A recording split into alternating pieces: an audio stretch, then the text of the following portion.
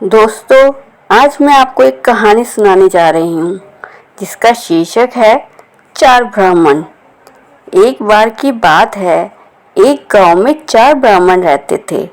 तीन ब्राह्मण ने अनोखी विद्या प्राप्त कर रखी थी, जबकि चौथे ब्राह्मण को कुछ खास नहीं पता था। तीनों ब्राह्मण को अपनी विद्याओं पर बहुत घमंड था।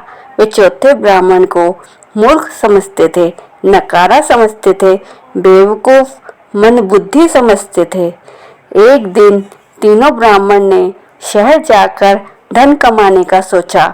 चौथा ब्राह्मण कहता है कि मैं भी तुम्हारे साथ चलता हूँ।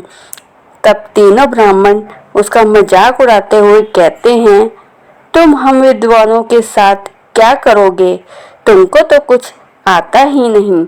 तुमको तो कोई ऐसी विद्या भी नहीं आती जिसे तुम धन कमा सको। मंदबुद्धि, तुम क्या धन अर्जित करोगे? तब ब्राह्मण कहता है, मुझे भी अपने साथ ले चलो, मैं भी तुम्हारे कुछ काम कर दिया करूँगा।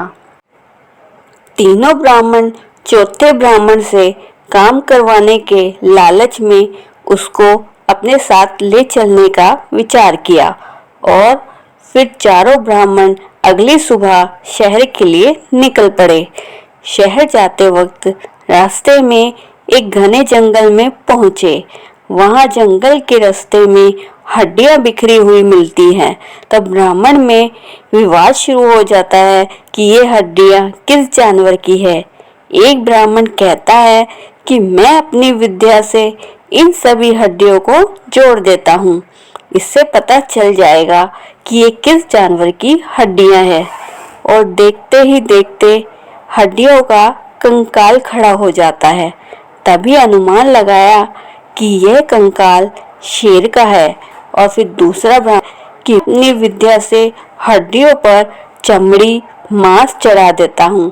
तभी तीसरा कहता है कि मैं अपनी विद्या से इसमें प्राण फूंक देता हूँ।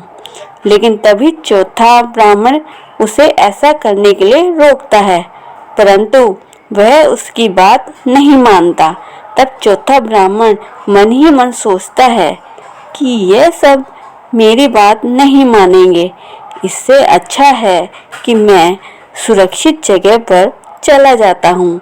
और चौथा ब्राह्मण पेड़ पर जाकर बैठ जाता है और पेड़ पर बैठकर सारा नजारा देखता है।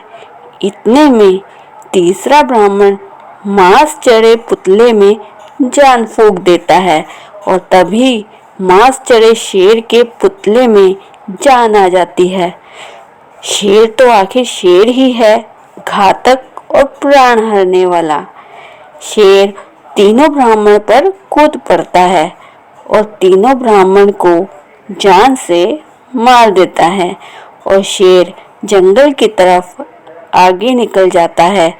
चौथा ब्राह्मण शेर के जाने के बाद पेड़ से उतरता है और वापस अपने गांव को लौट जाता है और मन ही मन सोचता है, ऐसी विद्या किस काम की जो इंसान की सूझबूझ और समझदारी को ही खत्म कर दे। तो दोस्तों, ये थी आज की कहानी। दोस्तों, हमें इस कहानी से यह शिक्षा मिलती है कि हमें अपने ज्ञान का घमंड नहीं करना, दूसरों को कम भी नहीं समझना चाहिए। दोस्तों, ऐसे ही रोचक और मोटिवेशनल कहानी सुनने के लिए मेरे चैनल को लाइक, शेयर और सब्सक्राइब कर दीजिए और बेल आइकन को दबाना ना भूलें ताकि आपको मेरी आने वाली वीडियो की नोटिफिकेशन मिलती रहे। धन्यवाद।